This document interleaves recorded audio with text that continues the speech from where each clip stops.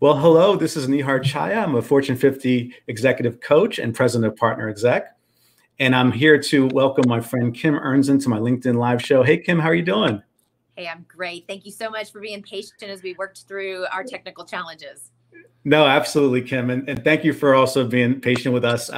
It seems like what's funny is I've been doing these LinkedIn Live shows. People actually join in kind of late too. So I think we're probably in good shape. We'll see who joins, but I think it's going to be a great discussion. And so Kim, let me just give a quick introduction to the viewers out there. So Kim Ernzen is a VP of Naval Power Business at Raytheon Technologies, in particular Raytheon Missiles and Defense. And she's a seasoned executive who has led a vast business portfolios across many different sectors of the aerospace and defense industry. And as your executive coach, I've had the immense privilege of witnessing your leadership in action. One of the things that I really wanted to bring you on the show to talk about was leading through change, because in particular, as I've told you many times, Kim, I think you are very gifted in your ability to show resilience and optimism as a leader. And there's been no better time, I think, than this year to really test those things as it relates to the pandemic and protests and even your merger with United Technologies this year. So wanted to actually ask a few questions about that, and we're going to also invite people to join in with asking questions. So those of you that just joined, please feel free to type in the chat box where you're tuning in from, your questions for Kim as well, and I think we'll have a pretty good discussion here. So Kim, let me start off with a question for you about the idea of change. What's it been like for you this year, and what kind of challenges have you experienced yourself as a leader? Well, thank you. First off, thank you for having me here today. It is really great to get a chance to always talk with you. I love our sessions that we have together, but more importantly, talk with some folks out there who I am sure are experiencing the same things I am in their various roles and capacities. To say this has been an unprecedented year would be the understatement of the century.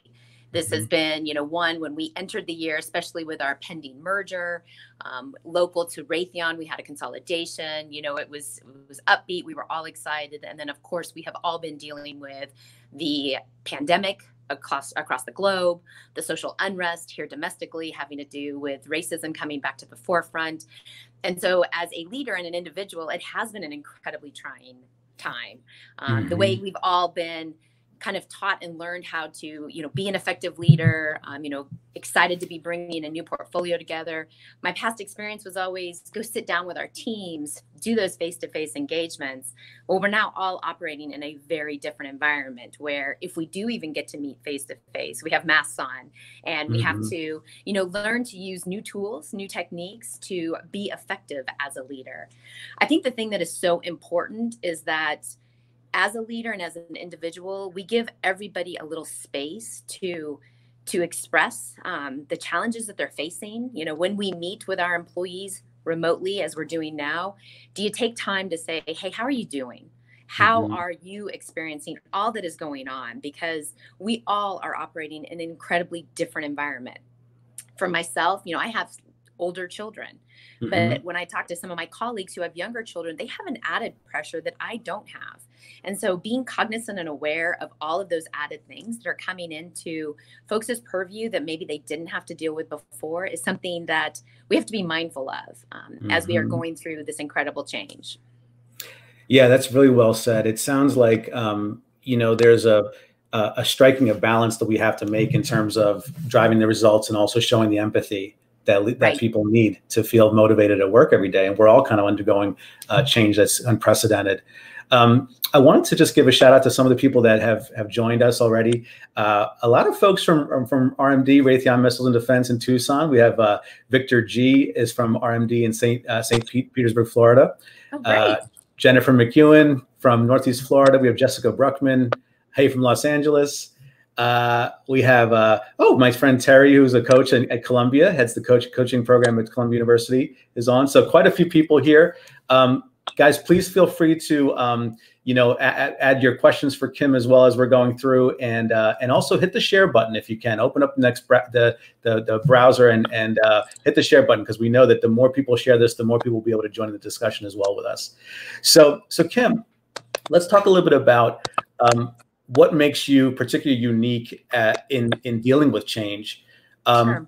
One of the things that we've talked about, I think, is how much you actually embrace it in some respects. You are someone who actually like looks for challenge and enjoys that aspect of, doing things that are a little bit uncomfortable because it's actually gratifying. Can you tell us a little bit about, what experiences you've had in your career or, your upbringing that led you to kind of create that muscle for yourself? Sure. My husband always tells me if I am not challenged and completely uncomfortable, then I'm not happy. He does think I'm a challenge junkie to that degree. And I think a little bit does go back to my upbringing. I have always been competitive by nature. And I like to think of competitive in the positive light. I've played sports my whole life. I do think that at the end of the day, we exist in a competitive environment. And I think when we use competitiveness in a positive demeanor, it allows us to get better. And, I do put a lot of sports analogies together, especially when I talk with my teams, that, at the end of the day, we always are trying to get better. And the only way we get better is when we get uncomfortable. If you aren't challenged, if you aren't putting yourself in, maybe something outside of your swim lane, or maybe, raising your hand for that hard assignment, you personally aren't going to understand, well, what do I have the ability to do? What am I capable of delivering? When I first graduated, I was an engineer by trade and thought I wanted to stay on the technical route. And I loved the technical side, but I also found immense satisfaction in bringing teams together and seeing how do we align people with all kinds of different skill sets and different capabilities to go solve really hard problems. Right. And to me, that's very gratifying. And helping push some of the individuals on the teams. I mean, I've mentored many people and helped them find that next assignment where it is a little bit outside of their comfort zone. And they always come back and say, thank you, because I wouldn't have grown in that dimension. I wouldn't have gained that experience and really positioned them to continue to grow their career. And not to say that's the right answer for everybody, because everybody does deal with change and their comfort level with change is different. But in the world we live in today, unfortunately, change is ever happening. I mean, it's evolving faster than I think any of us ever thought we would have to deal with. And I think, we have to find our own level of comfort and then use it to our advantage to make us better as an individual, make us better as a leader, and make us better for, helping our colleagues be successful as well. Yeah, it's a great point, Kim. And I was wondering, when I'm sure you've run across folks that are, I guess, across the spectrum of tolerance for change. Sure. And, what advice do you have for people who are particularly maybe aspiring to like your level of leadership at their company, but are really struggling with, the challenges that are surrounding them, not just, I think, in their leadership journey, but also outside of their work? Well, I think what's really important as a leader is to sit down and understand what's motivating that individual. To your point, understanding what is their comfort level with change and how do you as a leader, as a mentor, as a coach, help them in their own personal journey. I think that has been one of the lessons I've learned over time is that, yes, everybody doesn't respond the same way I do. And learning how to, again, bring out the best in everybody that you have sitting around the table. You have to take time to get to know the individuals that you have on your team and understand what does motivate them and how do you help them on their journey. And recognizing that everybody is and does have different aspirations for their career. And so just because some may want to continue to go up in the organization, that's fantastic. There's some who are very comfortable in the role that they're in today and still deliver phenomenal results. But again, we as the leaders have to take that time. And that's where I do see sometimes new leaders coming into their roles. We have a ton of things on our plates, right? We have to deliver business results and there's, constant pulls on our schedules. But making sure that we take that time to spend with our folks and understand them, because then they're the ones that are getting the job done, is really, really important. Yeah, and thanks, Kim. You brought up a great point about becoming a new leader. You've actually been with Raytheon for quite a long time, but you've actually taken on many new portfolios of business over your career, particularly at the VP level. What's it been like for you as you transition to new teams and new leadership roles? Is there a recipe for success? Is there a kind of a, we talk a lot about 90-day transition plans, Sure. Right? That might be a little bit too textbook, but I'm curious, what's been your secret to success in terms of, assimilating during those times for your career and as a leader? Sure. As I've had the fortune of being able to go into different roles, every time I step into a new role, there's a different set of challenges. There's a different set of opportunities that need to, come about as a result of the new role that I'm stepping into. And so what I try to be very cognizant of is getting that situational awareness of, what is going on with this new role that I'm stepping into. How do I, quickly come in and do that assessment of, where does my focus need to be? Where do I need to maybe reposition or get focus and alignment of the team members? And how do we, build that new cadence of what, we need to do in order to be successful as a team? That's where I've tried to kind of always fall back on, because it has been interesting as I've moved around at the different expectations as I've come into these roles. Mm-hmm. One of the biggest challenges stepping into the role that I just assumed is, given this new environment that we're operating in, again, as I said at the very start of this, I am a huge people person. I love to sit down with, teams and folks, and, my new portfolio, 2/3 of my team, I don't have a lot of past experience with. Right. And so learning how to, garner that personal touch, that connectivity with the teams is hard when we are operating in a different environment. It's not impossible, but I've certainly found on my own personal journey that it definitely has been a muscle that I haven't been as comfortable flexing, just because it's not the way I'm used to doing business. And so, getting more comfortable with leveraging the technology, doing Zoom meetings, doing those kinds of things, so you can still have that connection. So you understand and get the body language. That's one thing that I also rely very heavily on is it's not necessarily what is said. It's, are you assessing the room? Are you assessing the nonverbal cues you're getting from your team? I love to sit back and just kind of watch of what's going on, because that really gives you insight into maybe where do you need to go focus? Where do you need to maybe spend time with a team member? How do you help get conversations out on the table with your new team where they understand and feel comfortable with, hey, this is a new environment and this is a new leader coming to the table and we're going to operate differently. Mm-hmm. Yeah, it's a great point. In my executive coaching work, as I've shared with you a few times, the balance that you have to strike between getting to know your new team and letting them, I guess, get to know you in a very kind of slower way, or I guess a methodical way, right? But also making sure that you drive results through them is pretty challenging. And some leaders get it wrong. I haven't seen you do that, but I've had leaders that I work with that either come in there and they're, guns look blazing. It's like, I'm going to make all these changes and I'm going to assert my leadership stance as soon as I get there, almost out of fear that they're going to be either seen as they're not doing enough, or they're going to lose control of their team. You've done a really nice job, I think, of finding a way to be patient with people, but also in Raytheon, a company that is fast moving and has massive contracts that are life or death here. Tell me a little bit about how you develop that kind of balance, and any tips that you might have for leaders in that area. Sure.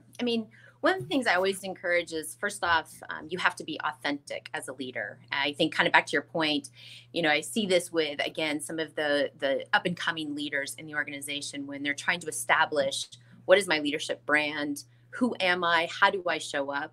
I always encourage people to really spend time and think about, what is your brand?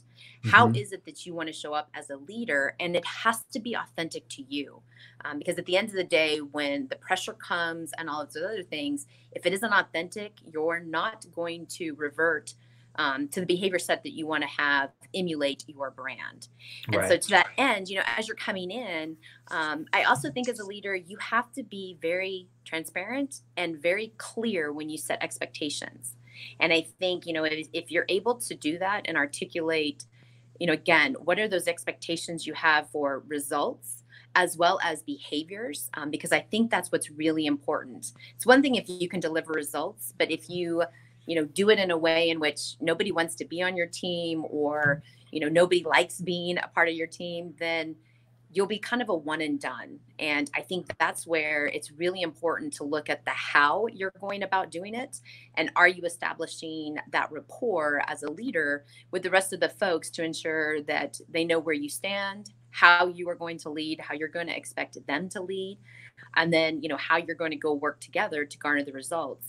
Kind of back to your point, I mean, we do deal with very difficult systems. I always tease our team and say, we don't make toasters, and not to take away from anybody who makes toasters. We all love our toasters. But we really are delivering products that are protecting the men, women in uniform who are protecting us. And so we only get one shot to do it right. And so we have to have the kind of organization and the kind of teamwork that allows us to have those critical conversations about what's working, what's not, get the facts and data on the table quickly so we can make the assessments and move forward, because we don't have time to spend on our decisions sometimes. Mm-hmm. And so I think it is important to, as a leader, create that environment where people feel comfortable having those conversations. People feel like they can come forward with the bad news early so we can go solve it quickly, and then, be able to resolve it so we can deliver on our commitments to our customers. Yeah, that's a great point. And I guess building on that, we have a question from Jessica Bruckman. Says, hi, Kim, can you give us some examples or best practices that you've found about how to pull together a new team in a virtual environment? Great question. Yes, I can tell you, going through it right now, I think one of the best ways is to, try to use the technology. I know you work here at Raytheon. I know other companies are employing things like Zoom and some of those others. How do you create that space where everybody can see each other, right? Because again, there's a lot to be said when we can make eye contact with all of our team. But then I would encourage you to sit down and work together to identify, what do we see as our objectives? How do we want to hold each other accountable as team members to each other?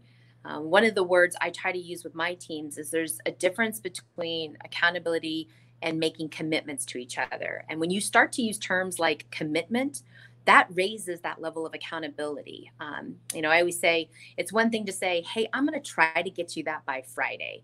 It's another when you look your teammate, your colleague in the eye and say, I will get that to you on Friday. And I think if we start to, as you're bringing your team together, help define those expectations you have as the leader of the team, as well as garner the input from your team members on what's important to them.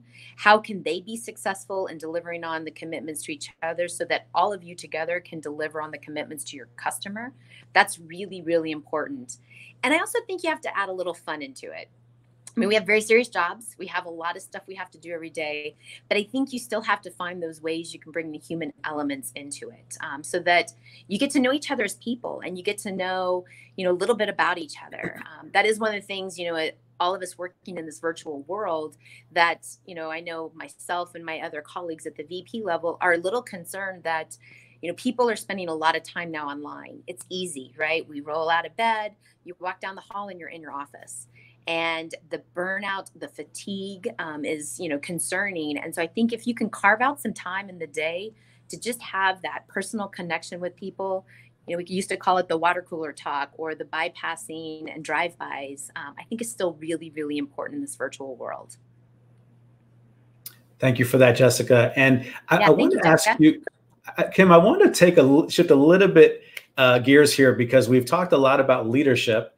And then there's this aspect of career development. And I don't believe that they're mutually exclusive. However, I think that in the reality of at least what I've seen as a coach, there is an element here, like, as you said, brand building and also leading and being very collaborative. And you have to find that balance. Two things that really stand out to me about your journey.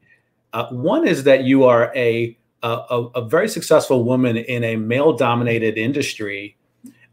And not only that, but like, I coach a lot of women executives, but I think there's still an underrepresentation of women who run P&Ls. And so, you do that as well. And, I want to hear a little bit more about, some of your deliberate moves in terms of making sure people knew what your talent was, what you could offer to the table.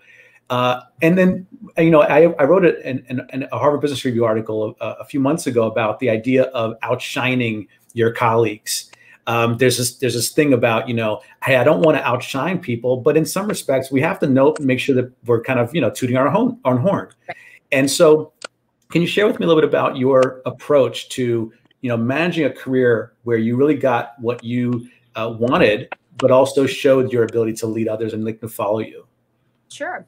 No, thank you for that. I think it's a great question, and it's one I certainly spend time talking with mentees when we sit down and talk about that career development.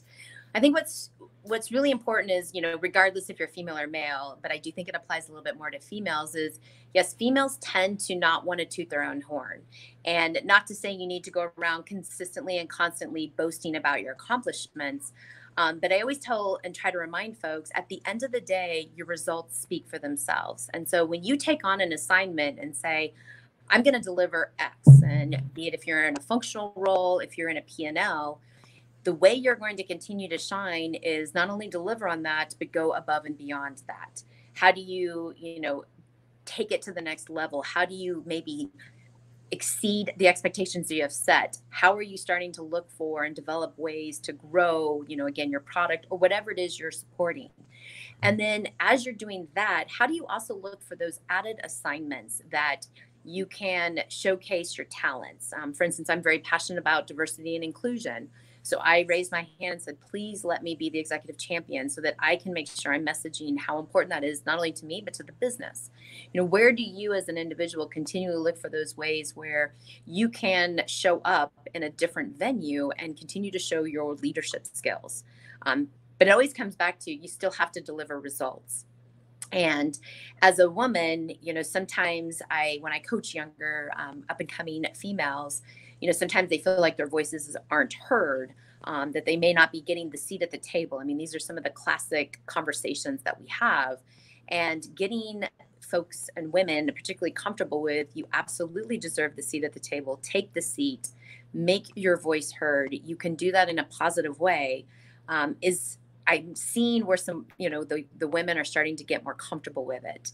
Mm-hmm. And, own your moment and own your results, and make sure that you're also giving credit, right, to your colleagues, be it, whoever they are, whether they're male or female, on how they've helped you in your journey. And I think that's another important element is, again, regardless if you're female or male, we have individual results that we have to deliver, but we also have to rely on our colleagues and our teammates to make all of us successful. And I think that's where you will continue to set yourself apart as a leader, when you are recognized for being collaborative and leveraging your peers and your colleagues to get you into the positions you need or allow you to be successful. Yeah, I love that point about giving credit to other people. It reminds me of the idea when we network or we try to build influence. So much of, I think, human nature is to think about what's in it for me. What can I, how can I make this relationship work for me? But in fact, we all know that the most effective networking relationships are built when you're giving before you're taking. Absolutely. And I love this idea of also that, giving credit to your colleagues. And oftentimes we don't actually think about, raising up our peers, because we work in a siloed or kind of, in an organization where we're really department focused. But this idea of, transcending, because ultimately, if you're going to be a leader, a VP and up, you really are expanding your domain over many different functions and businesses. And I think learning that approach early on is very, very effective. You talked about your role in diversity, and we have a question from Victor G. It says, hi, Kim, how do you view the roles of the employee resource groups in this environment, ERGs, where COVID has driven us to do more work remotely, and how have they influenced your leadership style? No, thank you, Victor, for the question. To me, employee resource groups are the backbone of our organizations. I think it is so imperative that we continue to use and leverage our ERGs. One, because it gives a natural way for people to affiliate with a group, to also go and join groups that maybe they don't necessarily align to from a physical perspective, but can learn about a different diversity group, different diversity elements. And we know that when folks are either coming into our organization or are a part of our organization, and they feel like they can go sit down and talk with other individuals who either look like them or think like them or anything else like that, they tend to have a more comfortable feeling about coming into work. They feel like they can, and we use this term, bring their whole selves to work. And as we look at what's going on with the COVID, we continue to look at how can we leverage our ERGs to set up town halls, group settings, to where, again, we can bring the communities together so we can have sometimes the difficult conversations to understand what's working in our organizations, what's not working in our organizations, and how we continue to tap into the talent pool to garner the best out of everybody so that everybody feels valued and feels like they're contributing to our overall mission of what we're trying to accomplish at the company. So, and I know there's a lot been going on. Obviously, as you're familiar, we've been, really turning our focus into how we can leverage Ray-Ban in a more effective way, and really taking time to listen to Ray-Ban, because I can tell you, as a non-person of color, I haven't walked in those same shoes. I've had my own, personal challenges from a diversity dimension, but certainly not to the level of, some of our colleagues that are in our Ray-Ban organization. And so taking that time again to listen to, their own journeys and their own experiences that they're bringing to the table, I think is really important. And we can tap into that to make it positive, not only for the individual, but for us as a community and as a company.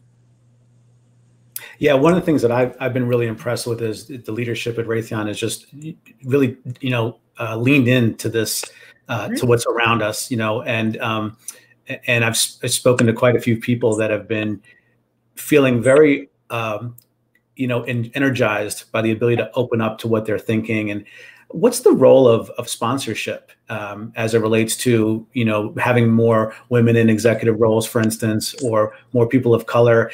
Is that something that you think is something that needs to be deliberately looked at and maybe even quantified? We've been on a sponsorship journey. I think we've started in the right direction. I don't think we're where we need to be yet. And it is definitely a part of the conversation going forward on, how do we, as not only VP level leaders, but then the levels below us, really start to tap into the talent pool and understand where the talent resides across the various underrepresented groups, whether it's women or people of color, and really driving that sponsorship level down into the organization is where I see us going. And I think that's the absolute right step, because we can do it at the VP level, and we do today, but we really got to take it again to that next level. And that's where I'm very proud as a company. We are taking it seriously. We are moving forward. I applaud our CEO, Greg Hayes, as he, has hit this thing head on and said, we are facing the second pandemic, and it is racism, and we will not tolerate it at our company. And that is absolutely the right tone to set. And so it's very encouraging, makes me very proud to be a part of an organization and a company that has the values in the right place. But we still have work to do. And we always say, it's a journey. There's never going to be a full end state, but we know that, we're taking the right steps. We got to go faster, for sure. Yeah, I think you're spot on there. I think, leadership, the message starts at the top. And when you have leaders that are putting the stake in the ground, like he is, it's really powerful. It's unique. Absolutely. And it's powerful, and it really encourages not only does it encourage, I think, the people that work for Raytheon, but the customer base is also very, inspired by that. And hopefully that changes behavior as well in their companies. And so that's how systemic change really happens. So Kim, I've had you a little bit longer than the time since we started a few minutes later. But I want to thank you so much for being on this with me, on this LinkedIn Live show with me. I want to also thank those of you that are out there for joining us. Kim, is there anything else that you'd like to share, or any last minute words as it relates to helping leaders succeed during change and this kind of disruption? No, well, thank you. For just closing comments, I would encourage everyone out there, since we are working remotely, we do get a little bit more time to self-reflect. And I would encourage all of you to spend a little bit of time thinking about, what is my brand? How am I showing up? And how can I create the environment in which not only I can be successful, but my team. And if you find yourself, running up against, barriers or concern areas, reach out to a mentor, reach out to, a trusted source and talk through it, because the only way we get better is when we find out maybe where we have those blind spots and how we want to improve. And I always encourage people, use your network and use your mentorship, and especially reach out to maybe somebody who you feel like you can have those direct conversations with, so that you can be as successful and you can continue to grow your career and show up the way you want to. So definitely encourage you to take that time if you haven't already, and make it a point to check in on it on a frequent basis. I think it's important because we all evolve, we all learn and grow through the experiences we go through every day. And I know, I'm leaning on other folks to ask them, what are the tools and techniques you're finding that are efficient and effective during this crazy time that we're all in? None of us have the right answer, but collectively together, we're going to get much better answers on how to deal and work through this than we would have before. So those would be my last parting comments. We're all on a leadership journey in our own way. We're all continuing to try to get better as we show up. And I just encourage you to make sure you're taking some time to do that self-reflection, so that you can have the career that you want to have, because we do spend the majority of our time at work. So we want to make sure that it is fulfilling, that you love it, and that every day when you get up and walk down the hall now to your office, that you're successful. Thank you, Kim. Well, this is why you're one of the best leaders I've had a chance to work with. So really enjoyed learning from you, Kim. Thank you to all of you for tuning in. And those of you that want to follow Kim or me on LinkedIn, please feel free to click the follow button, and we'll definitely stay in touch. And Kim, thanks again. Have a great rest of your day. Thank you. Everyone have a great day. Stay safe. Thank you. Bye-bye.